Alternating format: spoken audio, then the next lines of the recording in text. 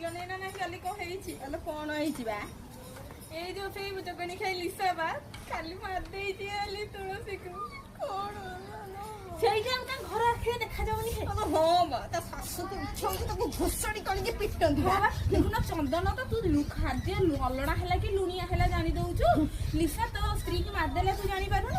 ଆଉ ଶାଶୁ କଥା କୁହନି, ସେ ବୁଢୀ ତ ଧଳା ଚୁଟି କରିକି ବଇଛି। ଜେଜେମା ଶାଶୁ ଖାଲି ଏମିତି ଖାଲି ବଇକି ରହୁଛି।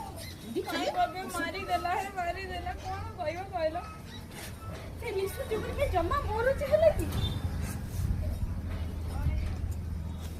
କଣ କହିବେ? ଦେଖିଲ ଏଇ ଲୁଗାଟା ଭଲ ଲାଗୁଛି? ହଁ ତ ଭଲ ଲାଗୁଛି। କୋଉଠୁ ଆଣିଥିଲୁ? ଆରେ ଏଇଟା ପରି ଲୁଗା ବା।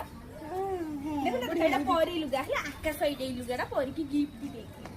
ବଢିଆ ହେଇଛି ତୁ। ତମ ଦିଅରଙ୍କୁ କହିନି, ସେ ସେଇଠୁ ଦେଖି ତ ଆଣି ଦେଇଛନ୍ତି।